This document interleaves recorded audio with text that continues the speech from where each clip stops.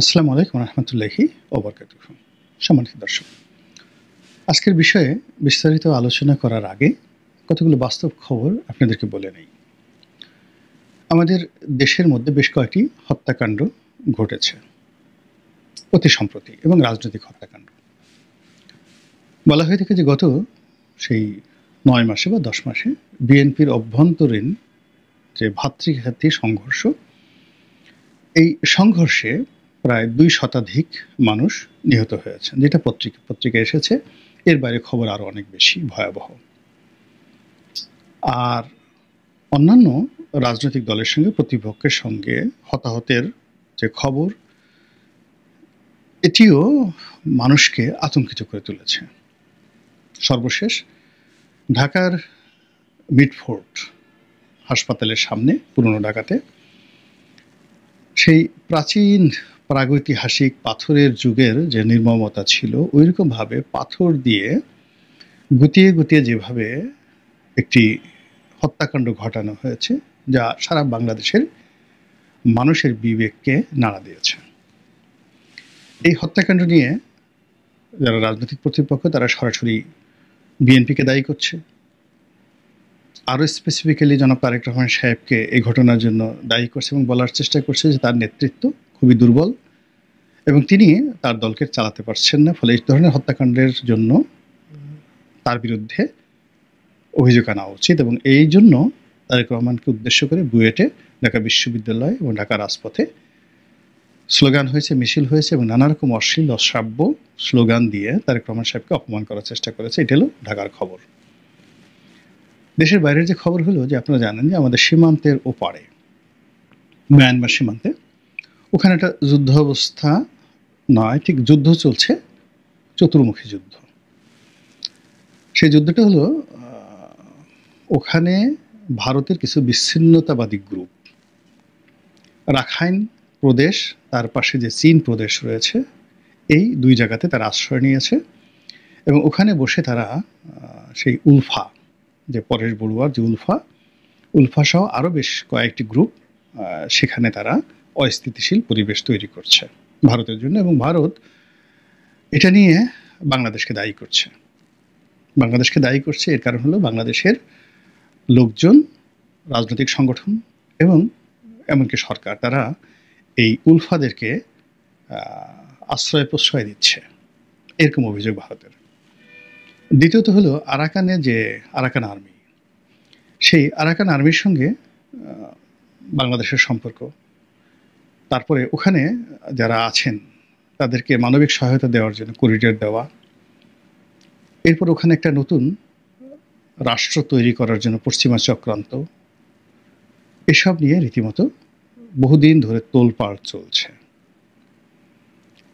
এবং আমরা যারা দেশের জনগণ, আমরা সবাই বলার চেষ্টা করছি যে মায়ানমারে এই অভ্যন্তরীণ বিষয় আমাদেরকে জড়ানো ঠিক হবে না। জাতিসংঘকে বিশ্বাস করে করিডোর দেওয়ার কোনো মানে হয় না। আর আমেরিকার খপ্পরে পড়ে সেন্ট মার্টিন বলেন বা এই সমস্ত এলাকাতে তাদেরকে এখানে বসতি গড়ার বা তাদেরকে ঘাঁটি করার বা তাদের সঙ্গে যে কোনো কৌশলগত সম্পর্ক করার বিরুদ্ধে বাংলাদেশ ফুঁসে উঠছে। এই গেল দীর্ঘদিনের খবর। এর বাইরে পুরনো যে জিনিসগুলো আমাদেরকে আতঙ্কিত করছিল, সেটা হলো আমাদের এই সৈয়দপুর, উত্তরবঙ্গের সৈয়দপুর, ওখানে একটা ব্রিটিশ জমানার বিমান ঘাঁটি ছিল, এখন পরিত্যক্ত। ওখানে একটা নতুন বিমান ঘাঁটি করার জন্য চীন আমাদেরকে সহযোগিতা করবে এবং ওখানে একটা বড় বিমান ঘাঁটি তৈরি হবে, যেটিকে বলা হচ্ছে এশিয়ার বৃহত্তম বড় বিমান ঘাঁটি, এবং এটা যেন না করতে পারে এজন্য ভারত দিল্লি থেকে তর্জন গর্জন করছে। এবং সেই সৈয়দপুর ঘাঁটির উল্টো দিকে ভারতের যে ঘাঁটি রয়েছে, বিমান ঘাঁটি, সেখানে ভারত ড্রোন, দূরপাল্লার মানে স্বল্পমাত্রার ক্ষেপণাস্ত্র, বিমান বাহিনীর একটি ইউনিট থেকে শুরু করে পুরো একটা যুদ্ধের মতো অবস্থা, যাকে বলা হয় এক রেজিমেন্ট সৈন্য, পুরো একটা রেজিমেন্ট সৈন্য, সেখানে অতিরিক্ত 8,000 সৈন্যের একটা বাহিনী সেখানে মোতায়েন করা রয়েছে বাংলাদেশ সীমান্তের ওপারে। এবং এর ফলে কি হলো, চিকেন নেক, শিলিগুড়ি করিডোর, এবং একই সঙ্গে আমাদের আরেকটি চিকেন নেক, যেটা ফেনী নদীর এই পাশে যেটা রয়েছে, এই দুটো এলাকাকে কেন্দ্র করে আমরা ভয়ে আতঙ্কে আছি ভারত যে কোনো সময় সার্জিক্যাল স্ট্রাইক চালাতে পারে বলে ভারতের পত্রপত্রিকা এবং গণমাধ্যমগুলো দীর্ঘদিন ধরে প্রচারণা চালাচ্ছে। তো এই আন্তর্জাতিক যে দেশের যে অবস্থা তার সঙ্গে সঙ্গে আন্তর্জাতিক এই যে সমস্যাগুলো এটা গত 10-11 মাস ধরেই আমরা শুনে আসছি। এর মধ্যে দুটো যুদ্ধ হয়ে গেল। প্রথম যুদ্ধ যেটা হলো ভারত পাকিস্তান যুদ্ধ হলো এবং এটা কাশ্মীরের মুসলমানদেরকে কেন্দ্র করে। সেই যুদ্ধ শেষ হলো, এরপরে শুরু হলো ইরান এবং ইসরায়েলের যুদ্ধ। এবং এই দুটো যুদ্ধ নিয়ে ভারত খুব ব্যস্ত ছিল। এর কারণ হলো ইসরায়েলের সঙ্গে তার নিবিড় বন্ধুত্ব, আমেরিকার সঙ্গে বন্ধুত্ব, আর এদিকে পাকিস্তানের সঙ্গে যুদ্ধে তার সরাসরি জড়িয়ে পড়া। ফলে বাংলাদেশ বিষয় নিয়ে তার চিন্তা ভাবনা করার সময় ছিল না এবং এই দুটো যুদ্ধ বন্ধ হওয়ার পর এখন ভারত পরিপূর্ণভাবে বাংলাদেশের ব্যাপারে মনোযোগী হয়ে পড়ছে এবং এটাই হলো আমাদের আতঙ্কের বিষয়। আর মাসটা হলো জুলাই এবং আগস্ট মাস, আমাদের যখন শনির দশা ঘুরতে থাকে জাতির উপরে। এর মধ্যে যে পিলে চমকানো খবর সেটা হলো ভারত ড্রোন দিয়ে তারা ওই যে আরাকান রাজ্যে হামলা চালিয়েছে এবং সেখানে বহু সংখ্যক হতাহতের ঘটনা ঘটেছে যারা এই উলফা বিদ্রোহী। ভারতের আসাম রাজ্যের যে সকল বিদ্রোহী আসামকে স্বাধীন করতে চাচ্ছে এবং এই উলফা, পরেশ বড়ুয়া এবং এদের জন্যই চীনা মদতে 10 ট্রাক অস্ত্র বাংলাদেশের মধ্য দিয়ে যাচ্ছিল। এই অভিযোগে বিএনপিকে দায় পোহাতে হয়েছে এবং মানে কি বলবো যে বিএনপিকে ক্ষমতা হারাতে হয়েছে এবং একটা 11 এসেছে এই 10 ট্রাক উলফা ঘটনাকে কেন্দ্র করে। তো সেই উলফাকে ধ্বংস করার জন্য আরাকানের এই জায়গাতে, যার সঙ্গে পুরো আমাদের চট্টগ্রাম, পার্বত্য চট্টগ্রাম, খাগড়াছড়ি, বান্দরবন পার্বত্য এলাকা, এখানে জঙ্গি তৎপরতা চলছে এবং এই এলাকা দিয়ে চীন বিদ্রোহীরা, মানে ওই যে চীন প্রদেশে চীন বিদ্রোহীরা, আরাকান বিদ্রোহীরা, রোহিঙ্গা বিদ্রোহীরা, আরসা বিদ্রোহীরা সবাই ভারতের স্বার্থ তারা ক্ষুণ্ণ করছে এই অভিযোগ তুলে ভারতে উত্তাল অবস্থা এবং যুদ্ধ অবস্থা, যেটা আমরা বাংলাদেশে এখানে বসে এখনো টের পাচ্ছি না। তারই একটা নমুনা হয়ে গেল সার্জিক্যাল স্ট্রাইক সেখানে। এখন ভয় হলো যে যে সার্জিক্যাল স্ট্রাইকটা তারা করেছে মায়ানমারে, ঠিক সেম সার্জিক্যাল স্ট্রাইক তারা যদি বাংলাদেশের যে গহীন অরণ্য থানসি, যে থানসির গহীন অরণ্যটা বলতে গেলে এই বিভিন্ন গেরিলা যোদ্ধা, এটা ভারতের বিচ্ছিন্নতাবাদী আছে, মায়ানমারের বিচ্ছিন্নতাবাদী আছে, আমাদের পাহাড়ি ভাই বোনেরা যারা বিচ্ছিন্ন ওখানে স্বাধীন জুমল্যান্ড করতে চায় তারা আছে। তো সেই থানসি গভীর অরণ্যে এই জঙ্গি ঘাঁটি আছে, তারপর শেষে নানা রকম যাকে বলে অভিযোগ ভারত করে আসছে এবং সেখানে তারা সেই সার্জিক্যাল স্ট্রাইকটা চালায়। কি হতে পারে বলেন তো? আমরা কি করতে পারি এই সময়টাতে? এই আতঙ্কটা আমাদেরকে কিন্তু পেয়ে বসছে এবং যারা এই ধরনের খবরাখবর রাখেন তারা নানা রকম সমীকরণ তৈরি করার চেষ্টা করছেন।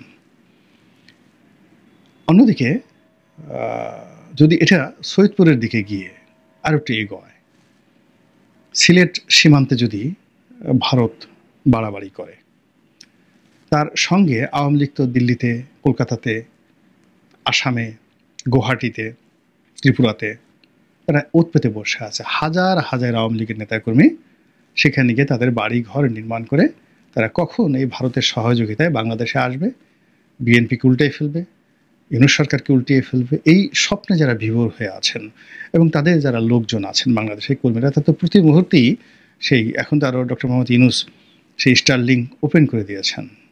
ফলে পুরো স্যাটেলাইট ভিউ, এই স্টারলিংকের মাধ্যমে পুরো স্যাটেলাইট ভিউ এই আওয়ামী লীগের নেতাকর্মীরা তারা বিনিময় করছেন তাদের দাদাদের সাথে এবং তাদের নেতাদের সাথে। আর এরই মধ্যে ঢাকা রাজপথ উত্তপ্ত, বিএনপিকে নিষিদ্ধ করার দাবি, তারেক রহমানকে গালাগালি, তারপর একটার পর একটা হত্যাকাণ্ড ঘটছে এবং সেটিগুলো নিয়ে উত্তাল একটা অবস্থা তৈরি হয়েছে। এবং আপনারা জানেন যে যখন আওয়ামী লীগ সরকারের পতন হলো, এই পতনকে ত্বরান্বিত করার জন্য আগুন লাগানো হয়েছিল, সরকারি অফিসগুলোতে আগুন লাগানো হয়েছিল, ফাইলপত্র পুড়িয়ে দেওয়া হয়েছিল, সরকারি কর্মকর্তাদেরকে মারধর করা হয়েছিল, পুলিশকে পিটানো হয়েছিল, পুলিশকে মারা হয়েছিল, অস্ত্র লুট করা হয়েছিল, এবং এগুলো যে বিদেশি মদদে হয়েছে এটা এখন ওপেন সিক্রেট।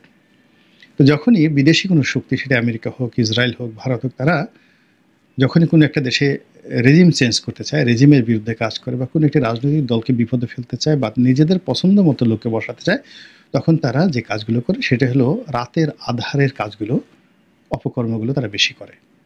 আগুন লাগানো, খুন করা, টার্গেট কিলিং করা, এমন কিছু ঘটানো, এমন কথাবার্তা ছেড়ে দেওয়া, এমন গুজব ছেড়ে দেওয়া যেগুলো সারা দেশ উত্তাল হয়ে যায়। এবং শেখ হাসিনার জামানাতে দেখেন ক্ষুদ্র একটা কথা রাজাকারের নাতিপুতি, এই একটা কথায় তার 15 বছরের বজ্র কঠিন শাসন তছনছ হয়ে গেল। তো একই অবস্থা এখন যে নেই, এটা আপনি বুঝবেন কি করে? 2 নম্বর হলো যে আমেরিকা যদি ওই আটলান্টিকের পাড়ে এসে একজন ডোনাল্ড লুকে দিয়ে তারা শেখ হাসিনার ঘরের মধ্যে ঢুকে যেতে পারে। আপনি চিন্তা করেন, এখন আওয়ামী লীগের লোকজনই বলতেছে যে শেখ হাসিনার সর্বনাশ করেছে ডোনাল্ড টু কার মাধ্যমে? সালমান এফ রহমানের মাধ্যমে। Can you imagine? Salman F রহমানের মাধ্যমে আওয়ামী লীগের সর্বনাশ করেছে। এই গেল এদিকে। আর বাইরে আমেরিকার যে ফোর্সগুলো রয়েছে, যে শক্তিগুলো রয়েছে, যে এজেন্টগুলো রয়েছে, তারা কিভাবে কাজ করেছে, এটা আর কদিন পরে দেখবেন যে এটা প্রামাণ্য দলিল বের হয়ে যাবে, আজ থেকে 20 বছর পরে। আটকে ওঠার মতো ঘটনা। আমেরিকা যদি আটলান্টিকের উপরে বসে একজন ডোনাল্ড লুকে দিয়ে এত অপকর্ম করাতে পারে, তাহলে দিল্লিতে বসে যদি সেই জয়শঙ্কর, নরেন্দ্র মোদী, তাদের অজিত দোভাল, তারা তো মরে যায় নাই, তারা মরে যায় না। এখন সেই অজিত দোভাল যদি আসামে আসে, অজিত দোভাল যদি গুয়াহাটিতে আসে, অজিত দোভাল যদি কলকাতাতে আসে, এবং সেখানে তার যে স্টেশনগুলো রয়েছে, সে তাই স্টেশনগুলো দিয়ে সে যদি সেই ডোনাল্ড ট্রাম্পের মতো কর্মকাণ্ড শুরু করে, তাহলে আপনি কি মনে হয় আমেরিকা যে কাজটা করতে পেরেছে, ভারত কি তার চেয়ে বেশি পারবে না? 2 নম্বর হলো যে আওয়ামী লীগ, ছাত্রলীগ, যুবলীগ যেভাবে তার ব্যবসায়ী লীগদেরকে দিয়ে, সাংবাদিক লীগদেরকে দিয়ে পুরো পরিস্থিতি নিয়ন্ত্রণ করার চেষ্টা করেছে, বর্তমান সরকার কি সেটা সম্ভব? বিএনপির পক্ষে কি সেটা মোকাবেলা করা সম্ভব? ফলে কি হচ্ছে দেখেন, যে সময়টা যাচ্ছে খুবই একটা অস্থির সময়। সবাইকে সতর্ক থাকতে হবে যার যার অবস্থানে, এবং যতটা সম্ভব পরম করুণাময় আল্লাহ রাব্বুল আলামিনের সাহায্য চাইতে হবে। নিজ নিজ অবস্থানে ট্রান্সপারেন্ট এবং সৎ থাকতে হবে, সাহসী থাকতে হবে। এছাড়া যে খারাপ অবস্থার মধ্যে আমরা পড়েছি, আমাদের বদ আমল হলে, বদ চিন্তা থাকলে আমরা এখান থেকে বেরোতে পারবো না। আমাদেরকে অনেক অনেক দুর্ভোগ পোহাতে হবে। এবং একটা রাষ্ট্র কোনো কারণে তার যদি রাষ্ট্রীয় বিধি ব্যবস্থা ভেঙে যায়, সেই বিধি ব্যবস্থা ভেঙে যায়, তাহলে কখনো কখনো 20 বছর, 30 বছর, 40 বছর লেগে যায় সেটাকে রিপেয়ার করতে।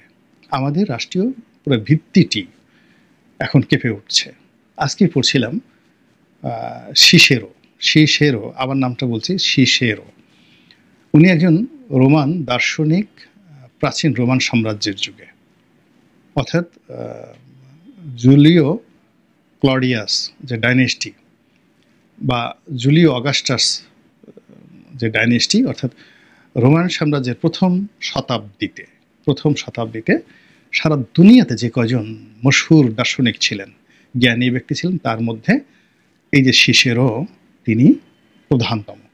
সিসেরো তো তার একটা কথা,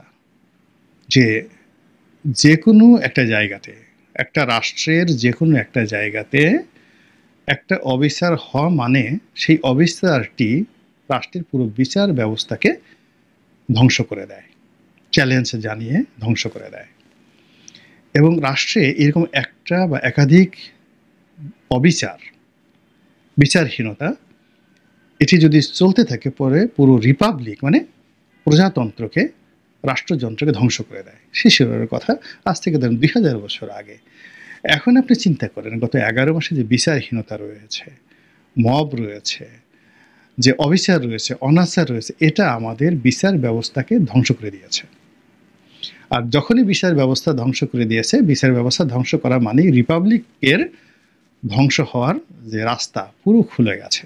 পুরো রিপাবলিক মানে প্রজাতান্ত্রিক যে ব্যবস্থা, এটা আমার কথা না, ২০০০ বছর আগে শিশুরের কথা, এবং এটা ইন্টারনেটে ঘুরে বেড়াচ্ছে। আজকেই দেখলাম ইন্টারনেটে, আমার চোখে পড়েছে, আপনারা দেখলে আপনারা বুঝতে পারবেন। কাজেই স্বপ্ন দেখবেন বাস্তবতা বুঝে।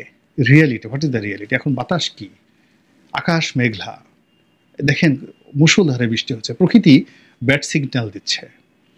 জুলাই মাসের এই সময়টাতে বাংলাদেশে যেভাবে ঝড় হচ্ছে, বৃষ্টি হচ্ছে, যা কিছু হচ্ছে, ইটস এ ব্যাড সিগন্যাল। কাজেই এই ব্যাড সিগন্যাল থেকে আল্লাহ রাব্বুল আলামিন আমাদেরকে রক্ষা করুন, হেফাজত করুন, এই দোয়া করছি। আসসালামু আলাইকুম ওয়া রাহমাতুল্লাহি ওয়া বারাকাতুহু।